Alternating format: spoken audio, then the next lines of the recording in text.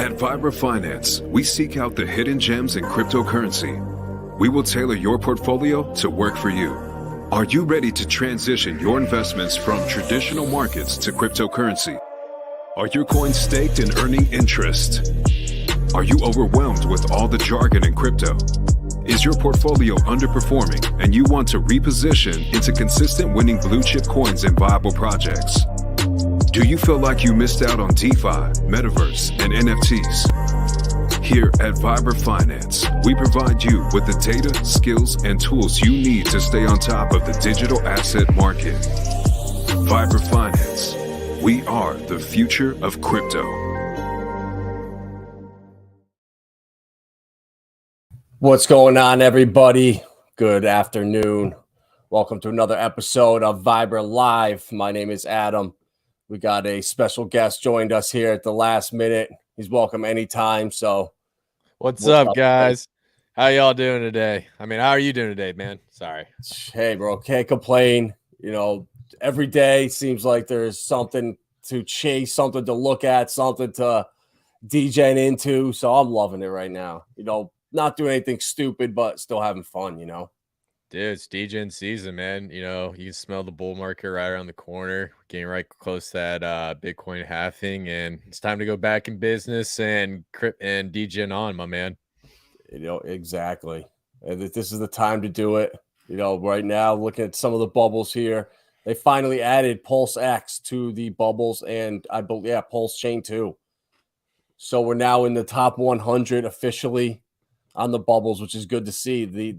That hex shadow banning and all that we had to deal with is non-existent, which is kind of refreshing. Absolutely. I mean, if I recall, we had a lawsuit going on. I don't know what happened with that lawsuit, but I think at this point, you know, CoinGecko and all the other crypto rating sites finally taking the community seriously, and it's awesome to see us start pushing through. So it's pretty awesome. Hell yeah, it is, bro. It's so good to see. You know, it was so last year just trying to show hex and onboard people before it really blew up in, you know, or late 2020. It was so hard, and the gatekeeping didn't help. So now the fact that we can actually go to the sites that people are using, newer people, we're not hidden from. It's nice. So I'm loving it. What's up, Bobby? How's it going? Godfather J6, Marcavelli, appreciate you guys stopping in. We're gonna be doing some degen talk, some degen hunting, and want to hear kind of what Chris thinks about Binance. He knows way more about the on-chain stuff, the analytic stuff, the coding stuff than me. So always like to pick his brain on that stuff. Yes, sir. Yes, sir. It'll be fun. Yeah, I guess we could start there. What are you seeing with Binance and them wash trading and the scams and everything that's going on? Yeah, so I spoke to a few project developers, and believe it or not, me and my buddy Trey, we're pretty big on the Binance ecosystem, which is kind of funny. But so essentially what's happening right now is the new narrative is Arbitron. Arbitron is turning out to be the most popular layer 2 scaling solution. On top of that, we have, you know, Pulsechain, but Pulsechain's like it's like its own unicorn. So I'm going to exclude it from kind of this ballpark or this sphere that we're talking about. So essentially what we're starting to see is, since there's so much hype behind Arbitron and like optimism, these layer 2 scaling solutions that are easier to get onto the Ethereum blockchain, projects are leaving Binance Smart Chain in droves. I'll give you a great example. Dex Finance. Dex Finance is creating a yield farming IRA type platform where you put your coins in, it yield farms for you, pays you out like a little small dividend, and you don't have to do anything but click one smart contract. Now, the identified Binance Smart Chain is not good, gas fees, bad publicity. And then they look at Arbitron, they're like, hey, this is where we're going to go. This is Noah's Ark. We are going over here because it's closer to Ethereum blockchain. So that's essentially the big breakdown behind Binance Smart Chain. What do you think about it? So, I mean, I honestly am not that impressed with Arbitron, to be honest. I mean, I got it probably because I was degenning around. I bought into just a random NFT project for like $50, and just because I wanted to get the airdrop. So I figured, all right, if I buy an NFT, the more stuff I do, the better odds. And I ended up buying an NFT that they stopped. They shut their Discord server down. They ceased operations, and they went under. But I bought a couple altcoins on there. It was super easy to bridge over. But I just kind of I don't feel like it's really any different than Binance, to be honest with you. Like if I'm going to buy something now, I'm just going to go right to Pulsechain. Before, it was obviously if you want to spend $40 to do a swap or spend 40 cents, I'm just going to buy that coin on Binance. But the scams were rampant, and if you just misclicked one contract, you could be in a honeypot so easily. We were just talking about, I don't see any of them on Pulsechain right now that are just straight honeypots. I mean, they could be out there, but I'm not really seeing them. Yeah. Well, to kind of break down with like, Arbitrum, I do agree there's nothing really too special about it. But the layer 2 ZK rollup might turn out to be this massive narrative going into the next bull market. People, so I hate to say this, but more people know what Ethereum is in Pulsechain. And Oh yeah. when they think of Ethereum, they're going to be like, okay, what plays into this Ethereum narrative? What's the decentralized exchange? Oh, there's a layer 2 scaling solution that plugs in that just launched.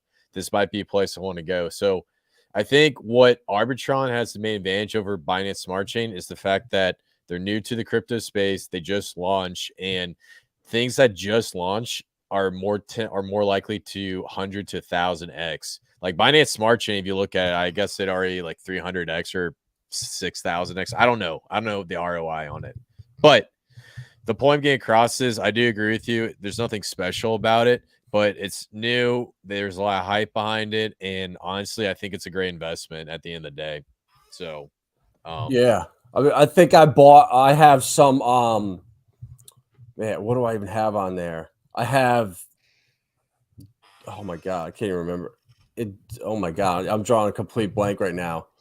It was Camelot. That's what it was. the game, That Dex, and yeah, then Dex, yeah. yeah, and then Plutus. That was one of the other ones.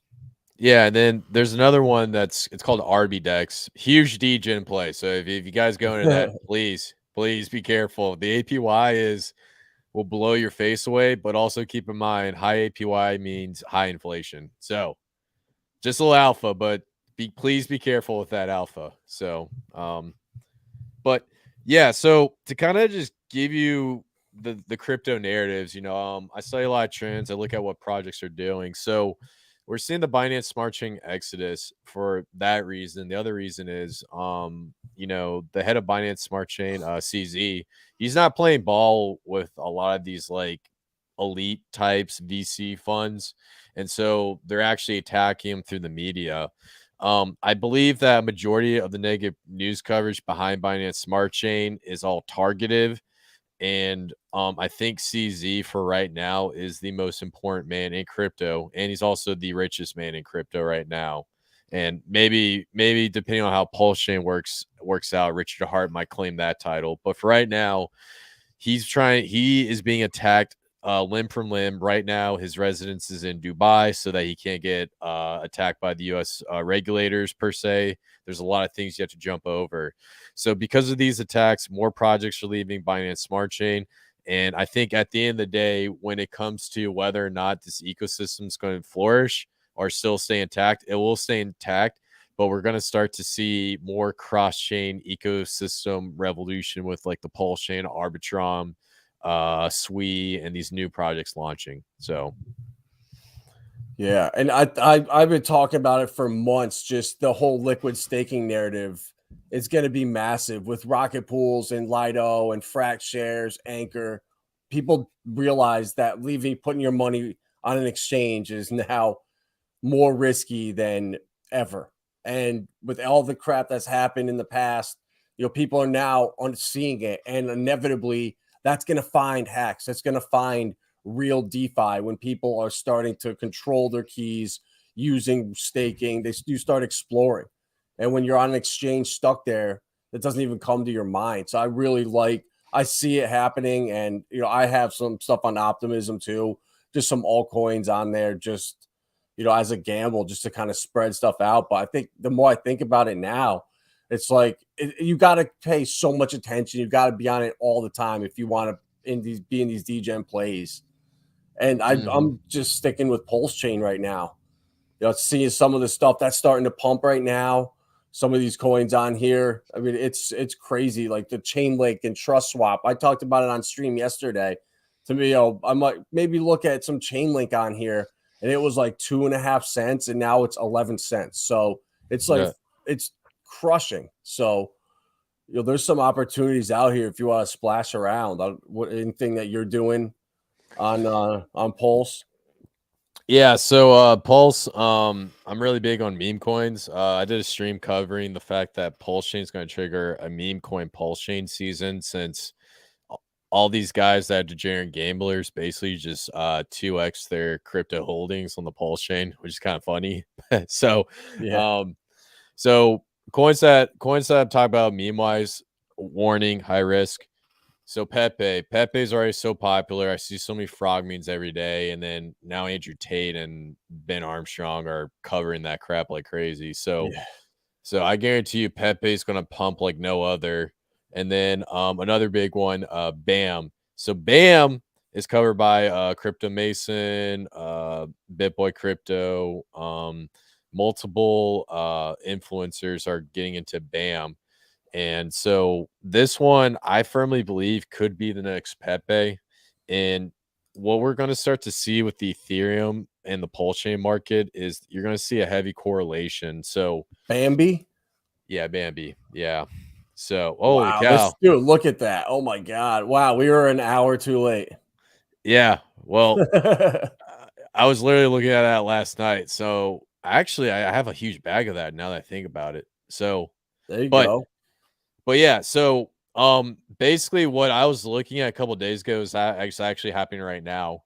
And you're still sitting at a market cap of about was it 100K? So yeah, there's only $200 liquidity in here though. So it's I mean, this is the time though to splash around. This is where if you hit something like this blows up and just goes to where even Pepe is, or some of these other. I mean, Pepe's got 100,000 in liquidity. I mean, that's you get there. It's a big difference. Yeah, absolutely. And I still think this meme coin narrative is going to carry on to the Pulsechain. So, so in my opinion, I think the utility coins are fun and there's things that you should be looking at, but the meme coins are the ones that you should be looking at right now because I already see meme coin Pulsechain all over the place. Another coin that we can check out, I believe there's one called Richard. Yeah, I was just gonna say I was just looking at that. I don't know if it was real or not. I'm not sure. I haven't really researched it, but I guess so many people tell me about this 18K in one. liquidity, so it's got a lot more than Bambi. That's the first I've heard of Bambi, honestly. Yeah. So yeah, this one's been pretty popular, and I mean they're just using Richard Hart to pop it up. So yeah, it's pretty funny. And then the other one, I believe it was Moon R. Yeah, type that in. Hopefully it's the correct one. Oh yeah, I saw that earlier. I thought it was like Glimmer or something. I was looking. I was like, man, what is this? Yeah, Moon R. So this is a popular one that the developers are trying to really push on, like some of the big meme coin communities. I go with the go with the 117. I'm just looking at the other ones. Like, so I guess that other one did look like a rug pull there. But you got to be so careful with this stuff. I mean, TikTok, you're 100% roll. But the one thing I'd say is like we met on the other chains, but I think people are finally just understanding how all this stuff works. That there might be 2 contracts for the coin to search for it and see if it was bridged over natively, if there's a new one. So I think now people are just realizing, okay, this is how it works. And I think there could be like Chris said, a huge opportunity to front run some of this with even throwing like $50 into some of these coins. Absolutely. And to add to that, just keep in mind that all these coins have PRC20 copies now. So if you look at some of Richard's streams, the main point of doing that wasn't necessarily to be like whales and do Degen stuff, which we love to do. But the goal was to take your PRC20 copy, pair it up with your bridged over ERC20 copy, put them into PulseX, and then you earn like yield off of the trades. And then instead of going to the Ethereum blockchain to own that ERC20 copy, you own it on the Pulsechain. And so that is the main point of the PRC20 copy. And so as of right now, they're going to go up and down. People are going to pump them all over the crates, but there's going to come a time where the price is going to stabilize, just like EHEX and PX right now, where it's going to be almost 1-to-1. And that's the main goal that Richard Hart was doing with this massive airdrop. Well, I remember in 2000, Chainlink was the first coin I got into in 2017, back in the day. And it went from like 18 cents to like $1.50 and then retraced back. And that took like 2 months at the peak of the bull run. And this thing already, it went from a penny to 12 cents. Like this, it's just is Chainlink. So, well, I mean, this is going to be really interesting to see what happens with these. If people start doing exactly that and start bridging them over and then just providing liquidity, and you see a bunch of pairs start popping up. Absolutely. And I think this is what's going to really reduce the Ethereum blockchain load. And so regardless of, S coins and, meme coins or whatnot, I feel like this is what's going to bring Pulsechain closer to adoption, because then it's going to basically compare Pulsechain and Ethereum together. And then Pulsechain is going to be sitting here and be like, hey, we got all your coins. We're better than you. And I think that's when you can claim that Pulsechain is better than Ethereum. I firmly do believe it is better than Ethereum. But when you see that moment happen, where you see all these coins match up, that's when you know Pulsechain has officially overtaken Ethereum. So, and honestly, I don't even think we need to overtake it or overtake Ethereum. I honestly think that all we need to do is have SHIB reach parity at some point, have Chainlink reach parity at some point, and just have the big coins that have the big communities reach parity at some point, get their attention on Pulsechain. And once you do, why would you want to spend all that money on Ethereum? I just spent $400 ending 2 stakes last week, and it was like $1 on Pulsechain. I don't know what it was, but it was less than 10,000 Pulse. And so it's like, okay, the fees are astronomically less. We're so early into these coins. You have all your coins over here. Why would you go? I mean, I get why people are going to use ETH, because I mean, just looking who owns it from consensus to the foundation, like they want to see the network clogged up with fees pouring out. That's how they make money. So until they are forced to change, there's going to be no change. And this is Pulsechain is the best thing that could have happened to ETH gas fees for us, I think. Yeah, I do agree. I do agree with that to a certain extent, but so the thing that concerns me about the Pulsechain is when we start hitting the bull market and we get into this gas fees field. So I like, if we go back a week ago, and this was just a one cataclysm with Zen and like the gas fees going crazy, and that was just like a Zen thing at that time of the launch. But the other thing that I'm curious to see what will happen with Pulsechain going on to the future is what are the consensus mechanisms being proposed to improve Pulsechain. So for example, Ethereum has a roadmap to have like sharding or dark sharding or whatever. I'm curious to know like what Richard Hart is going to have in store, whether it's going for sharding or trying to do something interoperable or maybe upgradable smart contracts like Casper. What do you think Pulsechain has in stored? I honestly, I would guess something towards like Casper with easier interoperable plug and play stuff that doesn't need to it works with current systems. Like you can't, as a small business, have your network, your private network that you run on every day with all your files, everything, and have this new system come in and replace and completely change your daily life. You need something that works with what you have and can take you a step forward, not take you 6 months to get used to. It just doesn't work that way. So I would like to see that. And yeah, that's a great question, is what does he have planned? Because I haven't listened for that in any streams, but here we go. Bobby says it. Richard said he'll fork Pulsechain and absorb the upgrade. Okay. Well, so you're saying like a soft fork and then absorb the upgrade. So I mean he could do that, but it's gonna take a minute to implement something like that.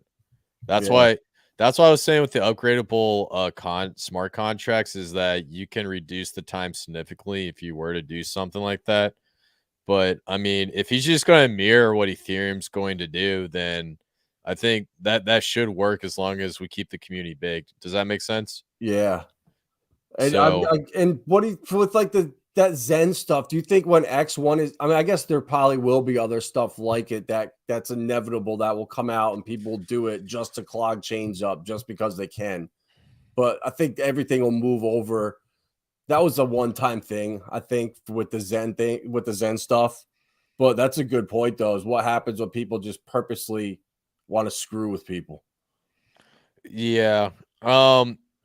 Yeah, I think it was just Zen, just being Zen. And honestly, most Zen guys are actually Hex and Pulsechain guys. And Yeah, I know. if you look at the wallets, and so this is what I really don't understand about how like everyone's attacking Zen. They're like, these Zen guys are terrible. Well, the guys that were spamming the network were the ones who sacrificed for Pulsechain. And if you look at the PulseX sacrifice, the wallets increased by like, was it like 500% or something crazy? So the OG hexagons are the ones that are in Zen, and they were the ones who were spamming the network. It wasn't these new Zenian guys coming over saying they hate Pulsechain or whatever. So I'm just trying to make that clear. I cover that in a stream as well. It's like if you just sit down, do some math, do an analysis, and look at it, most of those guys that are Zenians were Pulsechain or OG hexagons. So that kind of further supports my my gut of. I remember Eric Wall was the heel 5 years ago. And now it's obvious that he's just like a troll and like a real life troll. And I wouldn't be surprised if Richard and Jack are just playing us all. dude, And they're in contact. And yeah, man. I remember you're the one who pitched that idea to me and I put it on stream. And I think you're the only one that really nailed that on the head or hit it on the head or whatever the analogy is. But literally, if you look at their tweets, man, Richard's like, if anyone can help me fix the bridge, please let me know. And then Jack's like, I can help you. And I guarantee you there might have been some collaboration there. I don't know if you saw that. yeah, I did see that. And like there was some Yeah. stuff with the test nets when transactions were both basically zero, and then on the same day they had the same number of transactions and stuff. So it's really funny that you could drive a division between a community just like that, just by owning or mentioning a coin. It's like you could be hex communicated. We all need to like come together. At the end of the day, crypto is not going to work if we're all isolated in these little communities. It's all about interoperability, and coming together and like laughing at Zen and whatever. It's a thing of the past. It didn't affect any of us now. We're all just chilling here.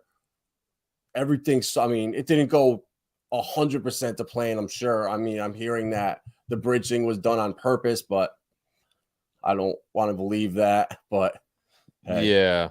it is what it is. Yeah. No, I agree, man. You're 100% correct on that one. And then also, in addition, the whole Zen thing, you realize it actually helped Pulsechain in a way where now PulseX is at, was it 14? Was it like 10 billion PulseX tokens burnt? I don't know. But at that time, so much PulseX, yeah, 52 billion. Holy cow. Yeah, bro, it's good. It's really jumping up there now. Yeah. So when that happened, actually, I don't think PulseX was necessarily burning, but Pulsechain tokens were burning. So we have 1.42 billion Pulse tokens burnt. And so regardless of the increase in transaction fees or whatever, more Pulse was burnt. It's more scarce. And now the network's cleared up and whatnot. And at the end of the day, it doesn't matter whose side you're on. We're all on the same side when it comes to CBDCs. So exactly. Just want to throw that out there. So it's like, I don't care if you're Bitcoin Maxi or you're in a Zcash or some other trash coin. Maybe you can be in an FTX since they're doing FTX 2.0. We're all on the same side. Let's fight against CBDCs, and then we can settle who's better later. That's how I see it. That's a great idea. Is FTX on Pulsechain? Oh my god. Oh yeah, that's There's a NFTX. huge degen. No, it's not. There is no. It's not even on. No, here. no, it's definitely. Well, it's not. Yeah, there's NFTX, Rat Pulse, but I don't. Yeah, that's it.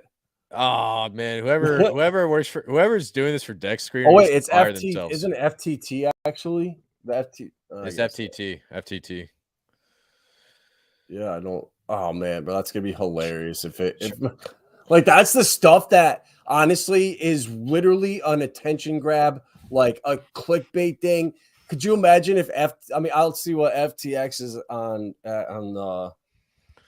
don't even know if it's in the top 100 anymore. It blew up. I think it went up like 20% today. If you go on CoinGecko and just type FTT, it went up. I believe it went up like 20 or 30% or something. $1.08. Oh, okay. I might have. No, I mean it's it was.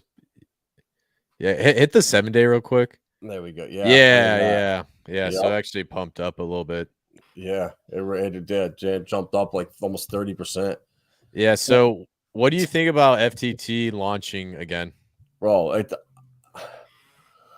I don't even know, bro. It's like, can you get mad at it at this point? It's like once you really take a deep dive and understand the network of money laundering that was going on there with hundreds of shell companies and corporations that he had that were under. God knows who. I mean, that was so sophisticated. It kind of makes me feel like it was all orchestrated. It was a well-oiled machine that has been running before or still is, and it's got swept under the rug.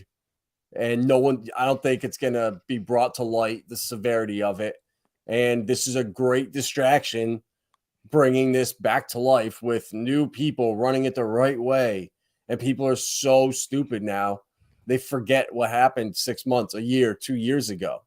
You know, you could literally put SBF back out there in 2 years and people be like, oh yeah, he's fine. He's reformed now. He's a new person. Yeah. Yeah, it's wild, man. And you know, the crazy part about it is the amount of politicians funded through that Ponzi scheme. And here's the thing. And just before someone comes at me, it's on both sides. It's not one side. It's on both sides. It's in the uniparty lateral.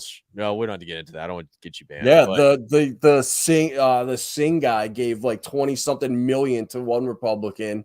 So they grease both sides. It's so obvious, but the depth of it and the fact that it is almost a slap in the face. I guess I'd be looking at it much different if I actually had money in there that I'd lost, or if it was a significant amount, like regular people that don't know better. Like the fact that this guy literally did not have accounting software or anything, no books, and you're running a $1 trillion company. I mean, it's really bad. And yeah, bro, I guess that's a great kind of synopsis of what's going on with our country as a whole. Yeah, I agree. It's crazy, man. But I think ultimately, just outside looking in, FTT. I mean, I'd probably stay away from it because it's so speculative. But if you want to be a complete degenerate gambler, this actually might be a play, because if they can do what they're saying they're going to do and create like a Coinbase FTX where they're not trying to screw over people or whatnot, this thing could absolutely go absolutely crazy. If this is going to be the token, I haven't researched this, so I don't know. Not financial advice. Yeah, I haven't heard any. I know they're definitely going to try to relaunch the exchange, but I I'm not going to take part in it at all. I don't even really want to bring attention to it, to be honest with you. Yeah. Like it would be hilarious if there was a FTT coin on Pulsechain, but there isn't as of right now. Yeah. Oh my god, bro! Chainlink on here is going crazy. Yes, Over sir. 12 cents now. Yeah. Yeah.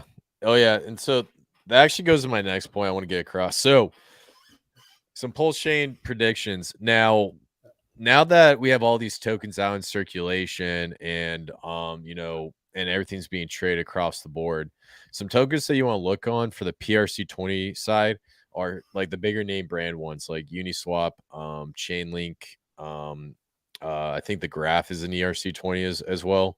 And so there's a whole list of these big like companies that are blockchain based companies, and there's a good chance that some of them might actually develop the front end for that particular token contract, or it might incentivize them to actually come over and launch part of their tokens supply onto the Pulse chain.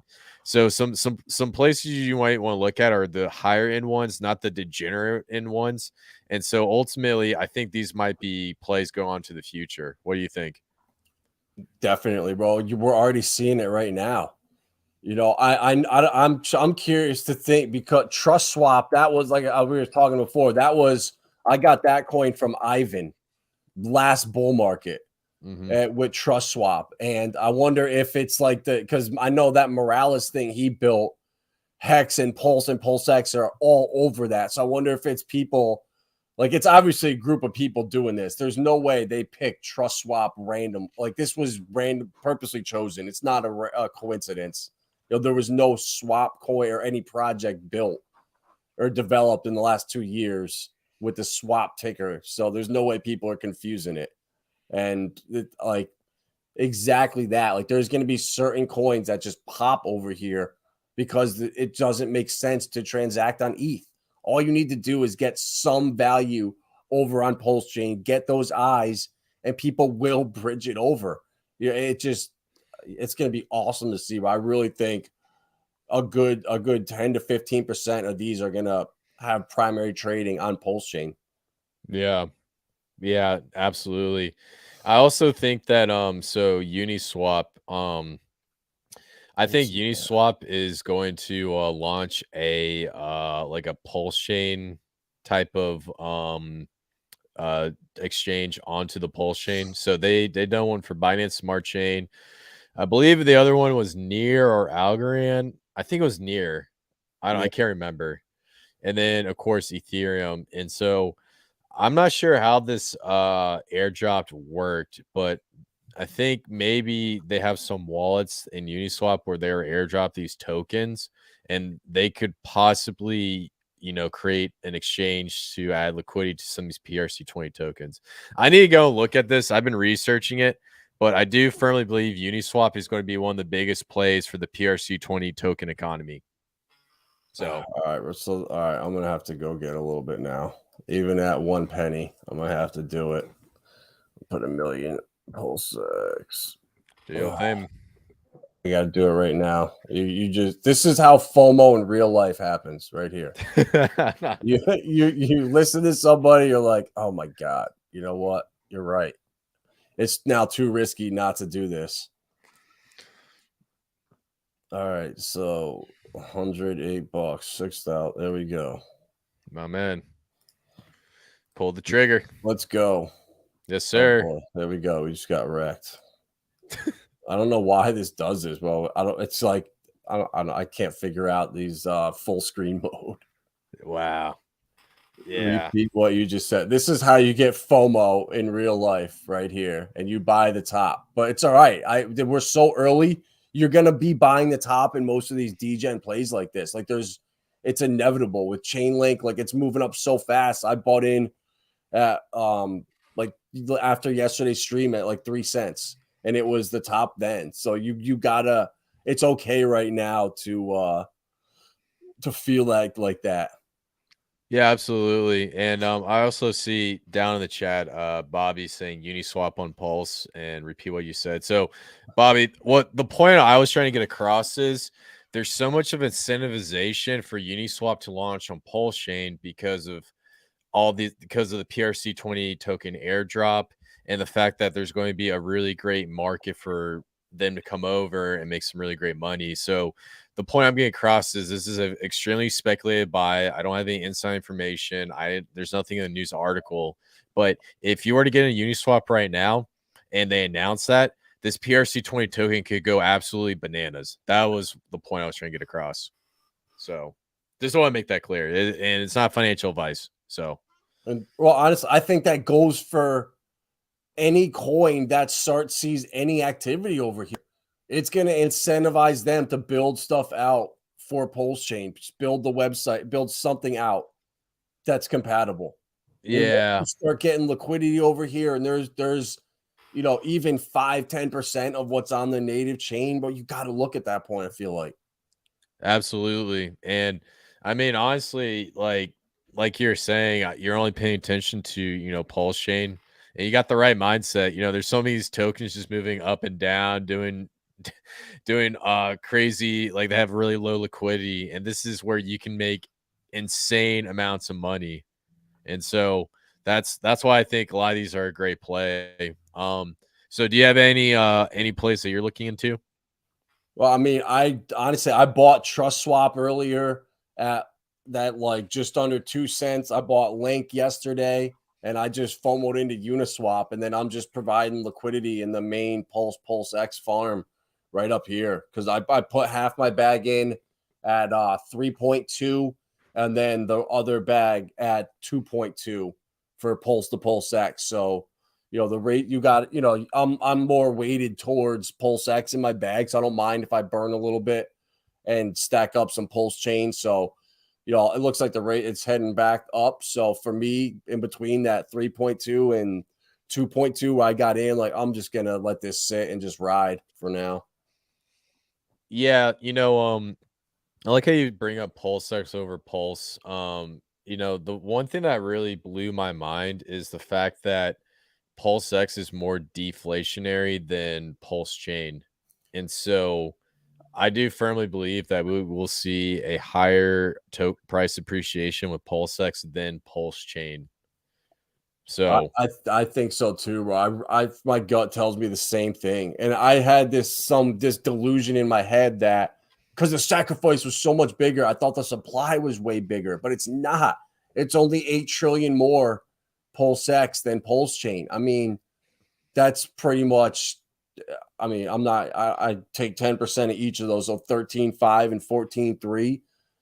That's not much at all, to be honest. So I think that the buy and burn too, and people, all the degenning that's going to happen, like what I just did, buying some Uniswap, like people are going to start I don't know. I feel like the volume is going to keep picking up as people realize there's value over here.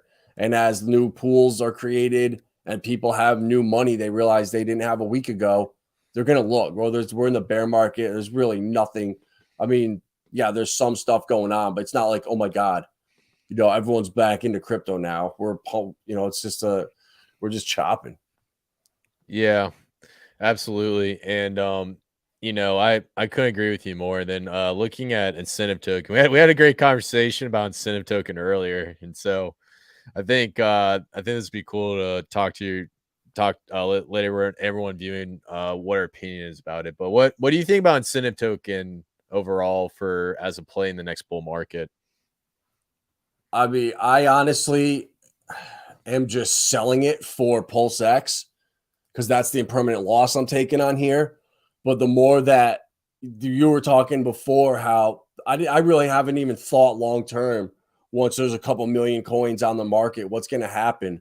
And I don't think these pools are going to sustain these APRs for long. So once it becomes it's more profitable to just dump your incentive token on the market instead of put it in pools.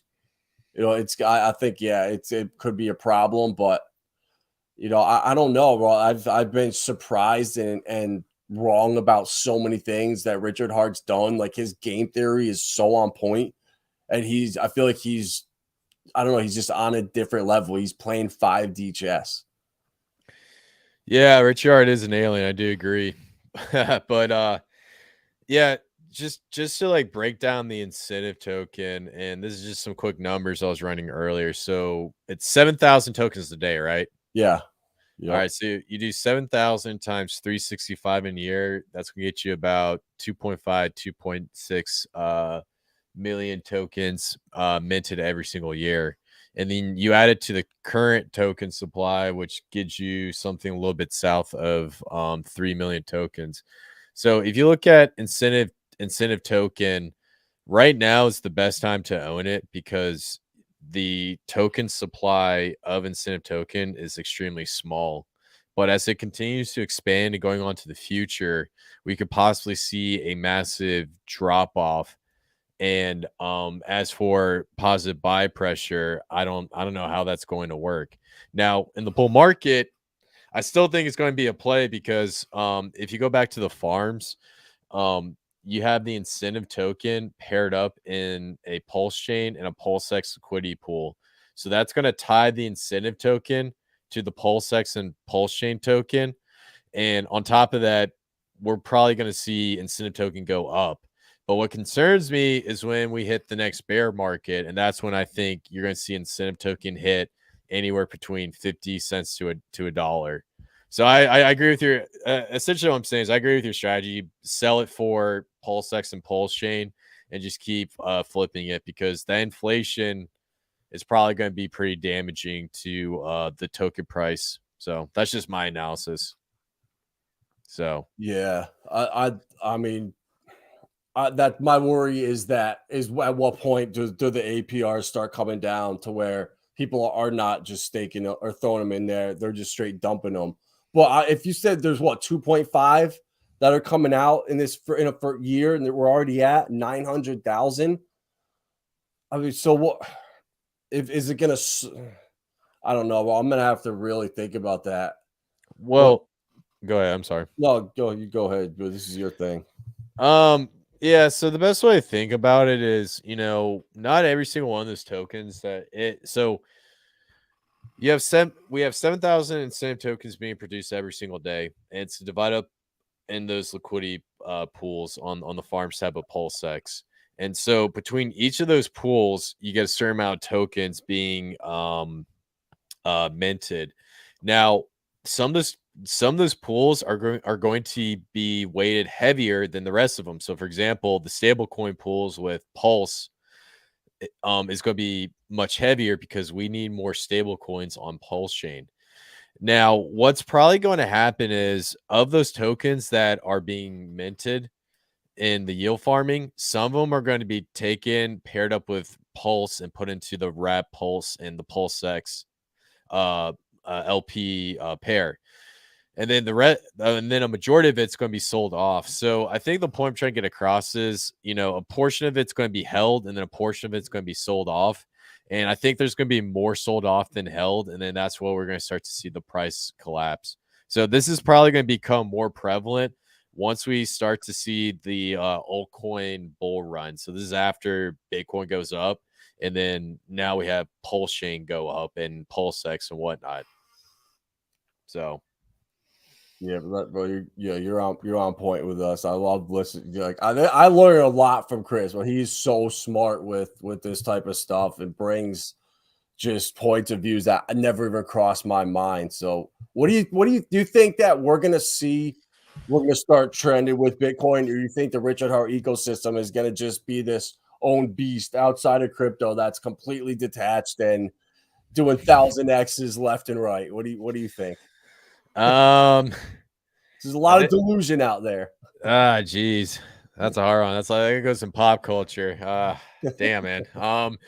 So here's the thing about Richard Hart. Lex Freeman. Lex Freeman basically hates Richard. They blocked him on Twitter. I don't know why. And I guess Richard was just doing outrage marketing. So if Richard manages to get on the Joe Rogan podcast, then that's when you'll see this ecosystem go absolutely crazy, and everyone's going to know about it. Everybody watches Joe Rogan, and people who say they don't, they probably do.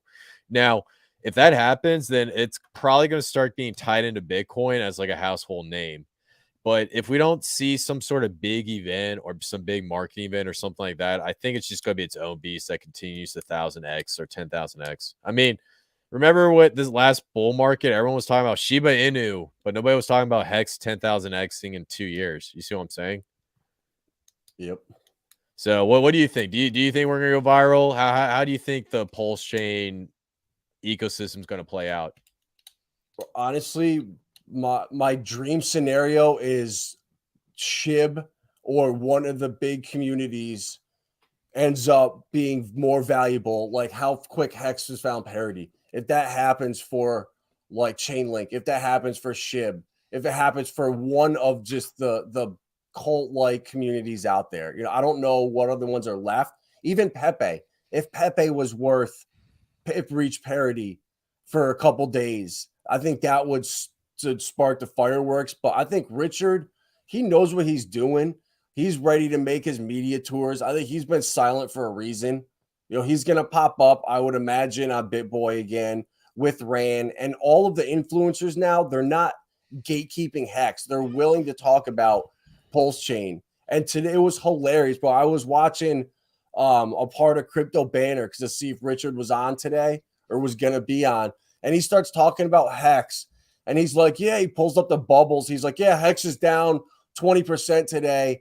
What? So I think you burn it and you get double on Pulsechain. Is that right? Is that right? And his little yes men are like, yeah. And he's like, oh yeah, all right. So Hex is down because you can burn it and get double on Pulsechain. He has no clue how it even works, and he's sacrificed for Pulsechain. Like, these guys are not who we think. BitBoy doesn't even know how to use Uniswap. He got freaked out by the little approve button there for your limit. And it's like, these people are not who we think. So, like, this guy's getting God knows how many views, and he literally does not know how Pulsechain even works or even how Hex works. And it's so bad. So I just think Richard, all he needs to do is just be himself and be out there. His competition is it's falling around him like flies. All these people are just dropping, and it's him and CZ pretty much left, and Vitalik obviously, but they don't. Those two aren't. They don't have the personality. They don't have the marketing ability to market themselves that Richard has. So he has the ability to be the face of crypto, and I think he's got some stuff planned up his sleeve. I would imagine. If not, I guess I'll have to sit back and say, yeah, Pulsechain saved me from spending $200 to end these stakes that are coming up next week and the week or the month after. So it was originally meant to save Hexicans from insane gas fees. So anything else on top of that, I guess, is a bonus. And then, I guess I'm going to start looking at it that way. But then you start, getting greedy. You start seeing stuff on Twitter, and, you see the 10,000x gets in your head, and you start questioning your stuff. This is a long, slow grind, crypto. It's not to get rich overnight. Anyone that does got lucky, to be honest with you. A lot of the OGs, it seems like they got lucky with Hex. They weren't out here every day doing a lot did, but a lot also found it by pure luck. And that the second wave of people that found Hex in 2020, 2021, it was an IQ test. Like, if you found it, like, you were doing your research. So the community's in a great spot. I think we're one of the loudest communities. And when the bull run comes around in another 6-8 months, as we approach the halving, I don't see what community can steal the thunder from Hex, PulseX, what we have. I agree. And to kind of add, I like your analogy with BitBoy Crypto when you talked about him, because I don't think he's as great as he makes himself out to be. Because it's kind of like a high school analogy. You have like the popular kids, you have the nerd kids. Are nerd kids typically popular? No, they're like the guys that sit in the back, do the homework, and really understand these really advanced concepts. CZ, Vitalik, Richard, those guys are the nerds of crypto. They don't care about being popular, marketing, getting the brand out. BitBoy Crypto is great at that stuff. He's the popular dude. He knows how to talk to people. But when it comes to him breaking down one of these projects, me and you can smoke him any day of the week on anything. So I do agree with you on that one. And as for how this bull market plays out with Pulsechain, we're gonna see like like the 5,000 to 8,000x and a lot of popularity come in. But there's one thing that could steal the steam from Pulsechain, and I was researching this interoperability. So there's two protocols that have been really getting deep in the weeds about layer 0 and L1X, two interoperable protocols that are introducing a new type of technology that's better than Cosmos, better than Polkadot. I hate that Gavin Wood guy, but essentially it's a new approach to blockchain internet and blockchain communication. And I firmly believe that we might see one of the biggest hype behind this piece of technology coming into the next bull market that could steal the headlines from Pulsechain. So have you done any research for these protocols at all? Layers. I started looking into layer 0 a little bit. I haven't even. What was the other one you said? L1X. L1X. Yeah, it's similar to layer 0. It's like a kind of like a smaller version of it, but they do a different. It's like it's similar, but it's just smaller. Does that make sense? And they haven't launched yet. So yeah. Yep.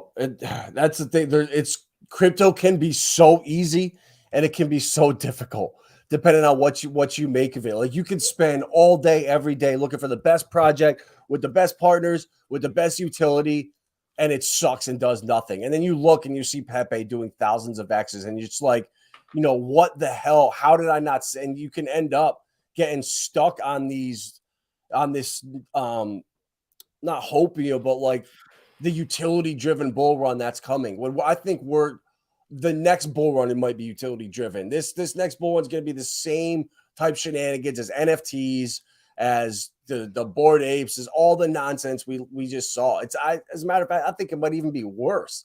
The amount of degeneracy going on in the bear market, this did not exist in 2018, 2019. Nothing near this. So, I mean, bro, yeah, and plus things are happening so fast that I'm trying to make my life easier right now and not have to like try to find. I spent 3 years, I feel like, doing that, is finding the next projects, the next coin that's going to do this, the next coin that's going to do that. But all that matters is honestly how loud you are on Twitter and the community you have right now. Nothing trumps that. And we are like the cream of the crop right now out there. I look around, it's like XRP. Okay, they'll settle the lawsuit. It'll do well. But honestly, Ripple Labs, the company, is going to steal all the thunder. They're going to make 95% of the profit, not XRP, the asset they are using for liquidity. The company that's partnering with all of the banks, Ripple Labs, will make all the money. So I'm bullish as hell on that. But is that community that loud anymore, the XRP army? I mean, I saw their last Vegas meetup, and it wasn't that impressive.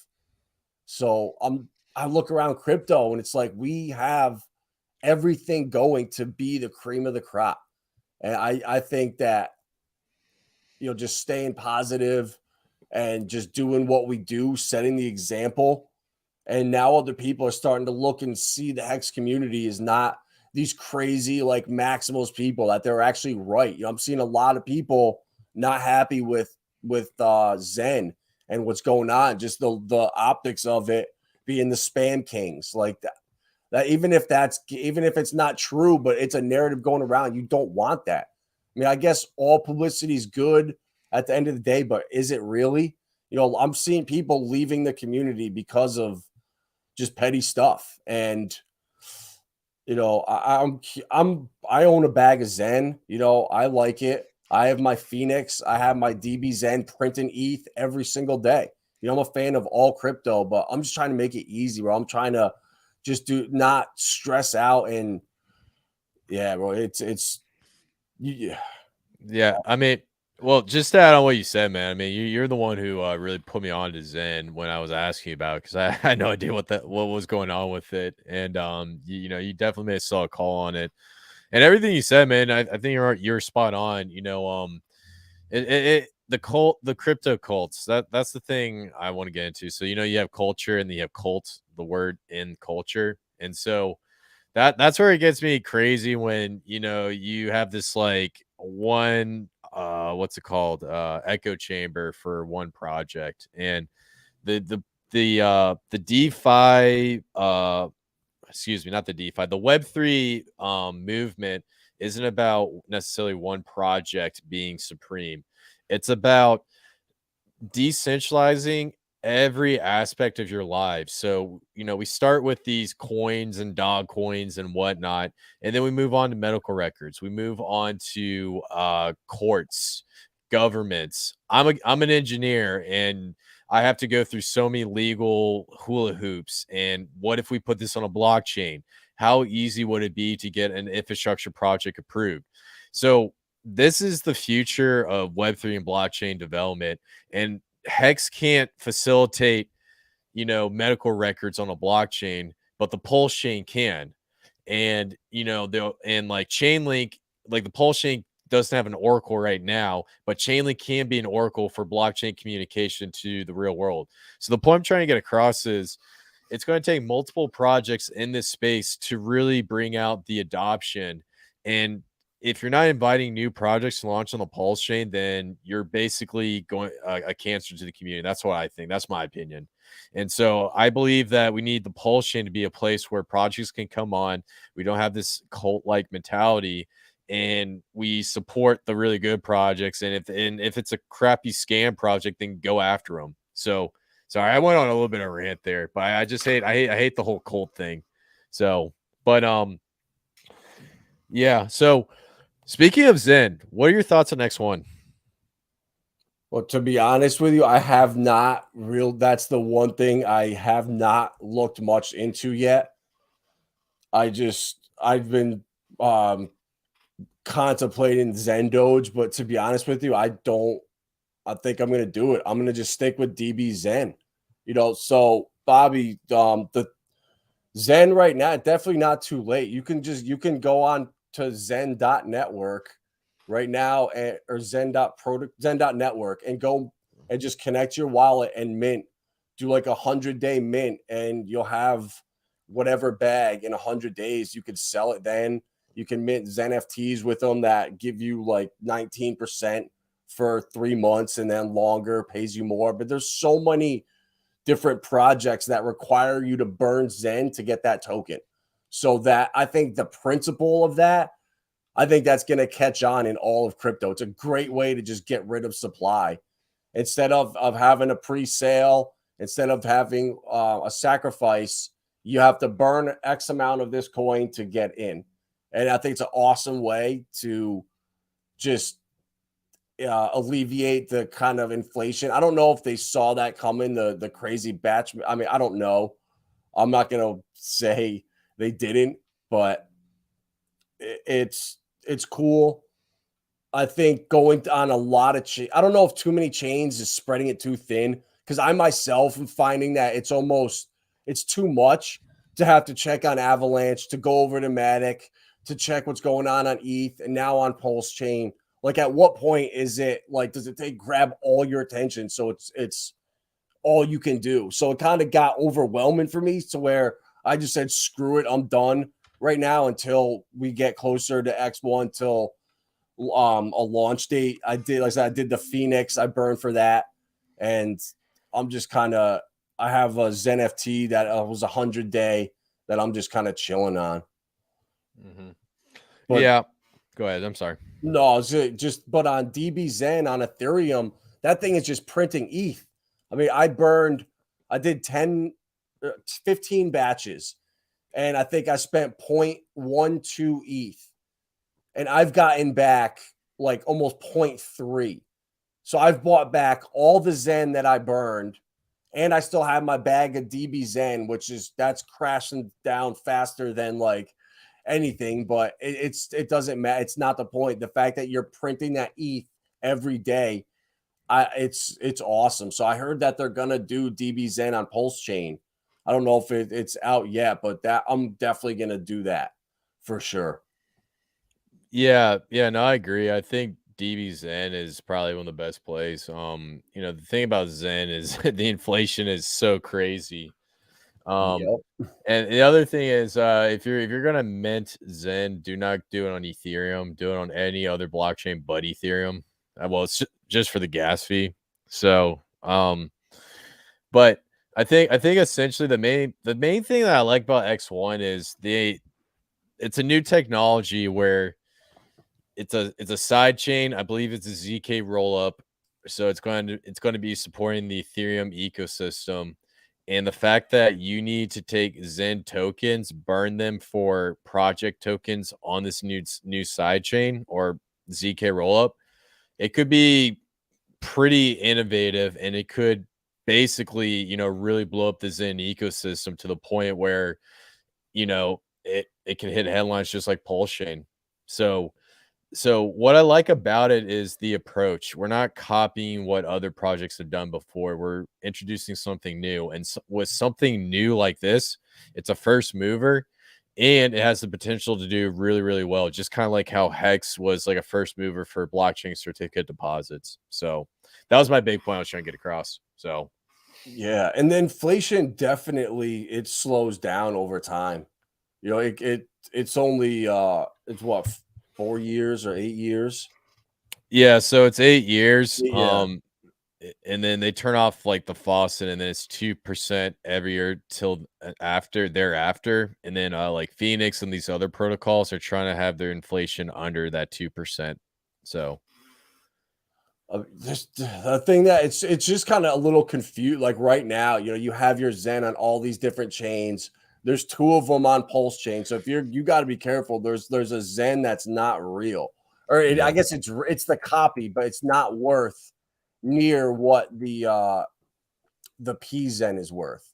So you got to be careful. If you're looking at Zen, make sure you put in the P Zen and get that pair because it's a lot different than the other one. I was looking at it before because I had a couple from the snapshot and they're pretty much worthless. But I think that's what my point is.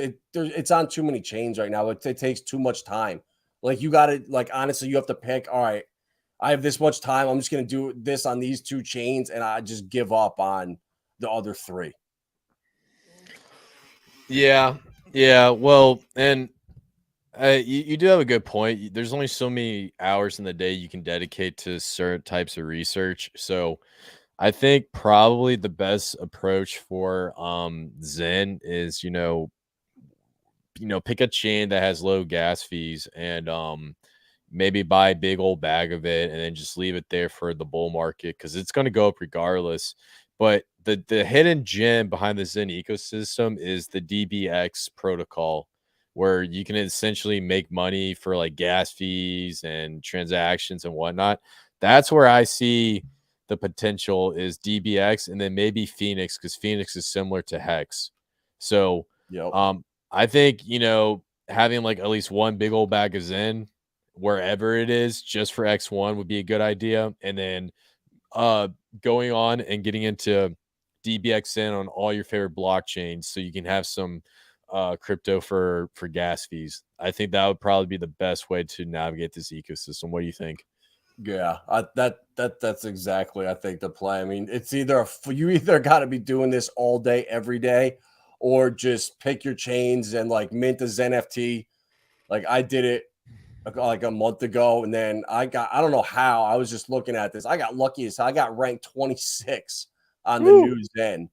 So like this was at like 2 million last time I looked. So everyone knew that comes in bumps up to how much Zen you're gonna get. So I did 100-day, and I'm already at 7 billion or something. I think when I did mine on ETH, I got number like 40,000, and it paid me $90 or something. When it was mintable, I sold it, and it was like an $80 profit. So I can't imagine this won't be profitable. It was like a half of a sacrifice dollar to mint it. And then you could do the NFTs and stuff if you want, which that's what I'm going to do next. I think is start minting the Zen NFTs and just do the batch mints, but or not the batch, the what is it? I forget what it is here. Zen NFT, yeah, the VMU count. Sorry, that's what it was. Yeah, I think that was the batches or what it used to be. And just to be clear, the game theory behind Zen NFT is if you wanted to do multiple mints with a single wallet, you can use the Zen FT and mint one of these Zen FTs. And essentially, if you want to mint like 30 wallets, you can do it in the Zen FT, and it'll be the equivalency of 30 wallets. So that's like the game theory behind the Zen NFT. So Yeah, and I mean, yeah, and then when you see the fee, it's quite a bit. Don't think you're doing something wrong. Like, yeah, there's a big chunk of the protocol fee in there that you're gonna have to pay, but you get it back on the back end. It's well worth it, I believe.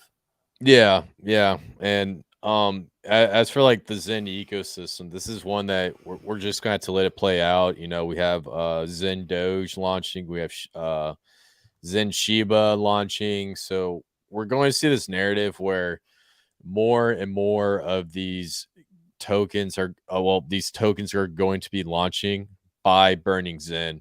And the idea of doing this is not only to reduce the supply, but there's a lot of regulatory uncertainty behind the ICOs, ISOs, and the sacrifices that have been going on, and the governments are actually talking about going after them.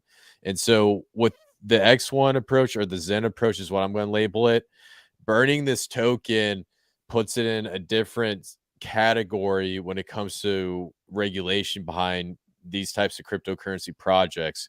So it's another way to stick it to lawmakers, but it's also another hula hoop that the governments have to go through. So as to how this is going to play out, I have absolutely no idea. I would be a terrible lawyer, but that's also the other main reason why projects are doing that. So just want to throw that out there.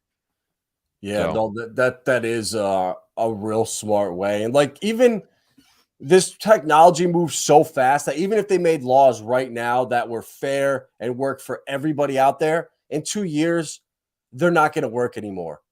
It'll be the new Howie tech. Like, this stuff evolves so fast that I think we're with what's going on in Europe now. It's not coincidence that Binance, A16, Gemini, all the big boys in the industry are meeting with regulators over there for DeFi to make sure that they don't set up laws that cripple the industry. And it's gonna from what I see, everything is gonna be, you don't pay taxes until you cash out. You know, your paper gains, you're not paying tax on that. Don't listen to what Joe Biden's saying. You know, he's wearing diapers out there and pooping his pants. So don't worry about that.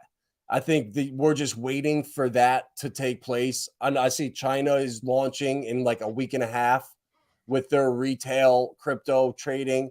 So Europe, you know, another, I think, year, it goes live. DeFi, the laws will be in place, and then we'll follow suit. You know, they can't, even right now, if you listen to the SEC stuff, a lot of the ICOs were legal launches. You know, I don't know why Coinbase is being, what's up with that, but they launched legally in the United States. They have a publicly traded ticker. So there are some laws out there that these cryptos can follow. You know, a lot of them are going to, I think, just get fined and get a slap on the wrist, and then secondary sales won't be, you know, just like library. It's already been pretty much, it's fact that secondary sales of library tokens are not a security. So I think that is going to go for 90% of the coins out there, and people that did shady stuff around launch, come pay your fine and then move on.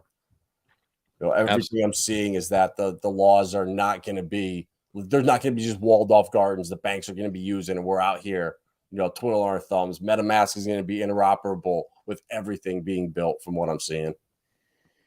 yeah, yeah. And you know, I think blockchain technology, the idea is not only bringing digitization to our lives, but it's also going to phase out the government as well. And of everyone in cryptocurrency, I would say 0.1% really understands that concept. I know you understand that, Adam, but the average cryptocurrency trader doesn't really understand the angle behind this blockchain technology. And so when we start to see the governments phase out, then we'll have these, you know, this new economic system and a new approach to maintaining social order.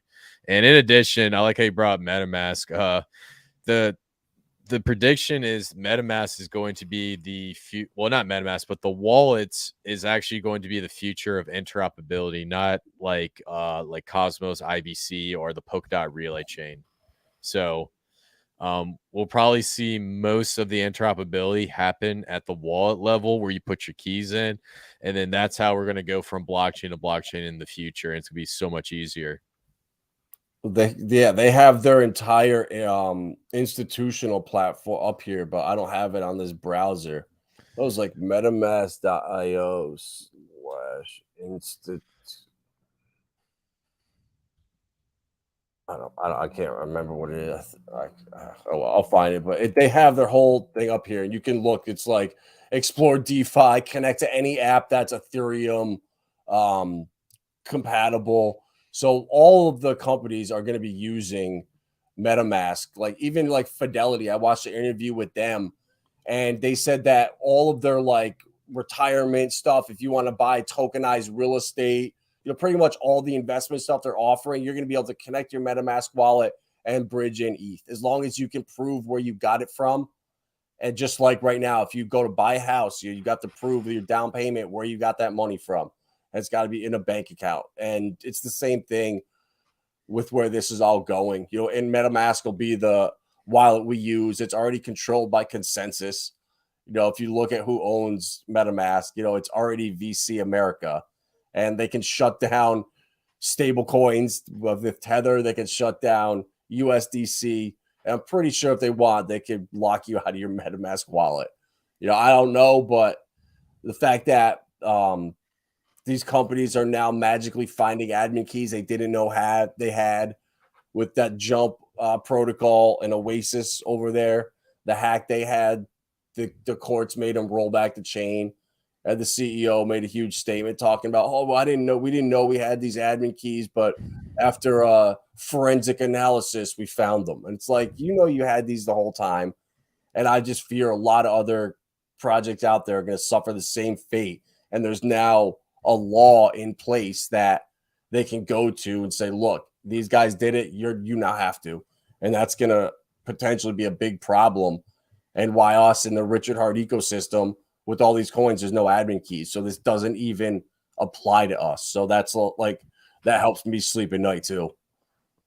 Absolutely. Yeah. I mean, it's good. It's going to be interesting to see how this all plays out and how we work it out. But ultimately, if we can get these issues worked out before the next bull market, we could probably see the biggest bull market regulation run we'll ever see in the history of cryptocurrency, which gets me excited. So, yeah. So here it is. Here it's metamask.io / institutions. But you can come here and this is crazy. There's no link on the main website that I could find to this. So it's almost like hidden. I don't know if it's walled off, but if you come on here and look at this and just read what they're doing and start doing deep dives, you start to feel more comfortable with, we're going to be able to use all this stuff. It's going to be all about what you said, interoperability and that layer 0 where everyone's not like on their own islands. And we can all, like on Atomic Wallet, where you could swap for, ETH coins to Bitcoin to whatever you want, any blockchain. That's the future. And that's why I'm bullish as hell on PulseX. I don't know if they have a coin yet. I actually should probably look into that. But with what they're doing, that's going to be the future, when you can just any coin you want across any chain and instant settlement. Yeah. PulseX is the one run by what is it called? Power City, I believe. Yeah, Power City. Yeah, Power City's got a lot going on. From their treasury to the bridge. Well, I think they were doing a bridge first and then doing PulseX. So I really hope they can get PulseX launched and ready to go, because they're going to be competing with Layer 0, because Layer 0 has a lot of technology for cross-chain, multi-chain. I guarantee you multi-chain is going to try to get on the Pulsechain, and then Kyber swap.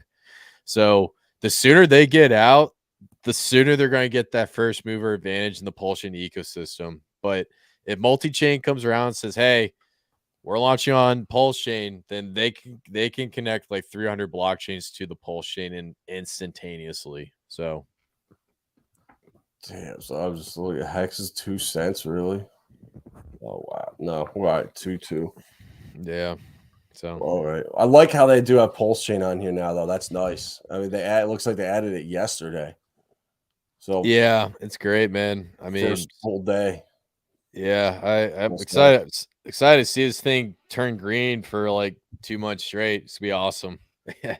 For real. I mean, we're still up 2.51 on Pulsechain from Sacrifice. 1.07 on Pulse. I like how they added it for PulseX too. You could see the sack rate on here. It used to only be for Pulsechain. Mm-hmm. So that's kind of nice. Yeah, it's cool to see that. Yeah, I like it. But definitely really exciting times, man. Yeah, bro. I can't. This trust swap. I can't stop looking at this. How much is going up? Over 5 cents now. I mean, I think since we've been on stream, it's almost doubled up. Right. Yeah. That's crazy. So Wild. So there's money to be made out there, but also if you're not paying attention, if you click, like you go and search something, you click the wrong pool or something, you can be in a honeypot before you know it. There's a lot of different pools out here that are meant to just steal your money. So that when you're looking at something, look to see how old it is too, and make sure it's the right one. yeah, probably check the liquidity. If it's like really, really small, then you might want to double check and make sure it's not like a scam or anything. So Yep, like this one right here. The liquidity on this one is less than $1. So this pair is very little liquidity. So these things right here, you can see them pumping up. They have these huge green candles, and it makes you want to FOMO into them. You do it. Next thing you know, you're holding it, you're watching it pump up, and whoop, there goes all the liquidity. yeah, you get burned. Yeah. So Gotta be careful. Well, all right, bro. That's all I got for you. Anything else you got, or are we good? Good with the rambles. go with the rambles, man. That was a good stream. I think we hit about an hour and 17 minutes. So a lot Perfect. of man, we cover a lot of really great alpha from PulseX farming to layer 0. So really fun stream, dude. And hey, man, thanks for having me on. And congratulations for getting your channel back, man. Like, I'm so glad that the YouTube fascists didn't take it from you. So, Dude, they actually apologized on Twitter. So hey, really? yeah, Wow. which was kind of nice. So having like at least a human on the other end of YouTube is nice for any potential future problems. Oh, that's so gnarly. Okay, well, I'm excited for you guys because man, that hit me a little bit when I saw that you can get your channel back. So really Well, awesome. So it's the worst thing is you lose your Gmail account that you started the account with. So if you have like a Gmail account you've used your whole life and you started your YouTube channel with it, it's gone. There's no getting it back. wow. So it sucks when it happens. Yeah. So did you start this channel with your own like Gmail account from way back in No, the day? Okay. no, Okay. because we already lost one channel right before PulseCon. Oh, I We remember had you our telling me about first that. channel, yeah. So we lost that, and it was actually Lindsay's Gmail account. Oh, Get that's a bummer, everything dude. on there, her email, everything. So it was horrible. So we learned that lesson and just created a new email address for this. But it's like people don't know that, and when you lose everything just like that, I mean, it's a shock to your system. Oh yeah. No, that sucks. Well, I'm glad you guys are doing good. And I mean that sucks that Lindsay lost your email, but hopefully that they'll stop banning your YouTube channel. So Yeah, well, I think we're on shadow ban because even now, over 30 people in here. I mean, it would show literally 2 people for the entire stream before. So hopefully the shadow bannings are up. Hopefully we can get out there, reach more people. And definitely check out Chris's channel, The Verse. He's always putting out good videos with like deep insights and stuff. So check him yeah. out over there. Yeah. Yeah. Appreciate you guys. Come join me. We always get Adam and Lindsay coming over and talking about cool stuff in the cryptocurrency space. So I feel like we're like a new age of cryptocurrency where we dive into the projects just like Adam does, where the projects that people don't talk about or the ones that we're not looking at. So really cool. It's a really cool approach, and we're also degenerates at the end of the day, which is also fun. So, but yeah, man, thanks for having me on the channel, dude. It's really awesome to reach out to your audience. I love every single one of these guys in the chat. I recognize all the names and everything, and it's a great community. So, hell yeah, Borrowed Aliens, appreciate you, Corey, an investor, my man. Been almost 2 years now since we first met. Can't wait to see you at a future event. Jonathan Kempala, appreciate you stopping in. Bobby, Zero. All right, guys, we will catch you tomorrow morning. And Chris, thanks again, brother. Yes, sir. All right, guys, don't degen too hard out there. At Vibra Finance, we seek out the hidden gems in cryptocurrency. We will tailor your portfolio to work for you. Are you ready to transition your investments from traditional markets to cryptocurrency? Are your coins staked and earning interest? Are you overwhelmed with all the jargon in crypto? Is your portfolio underperforming and you want to reposition into consistent winning blue chip coins and viable projects? Do you feel like you missed out on DeFi, Metaverse, and NFTs? Here at Vibra Finance, we provide you with the data, skills, and tools you need to stay on top of the digital asset market. Vibra Finance, we are the future of crypto.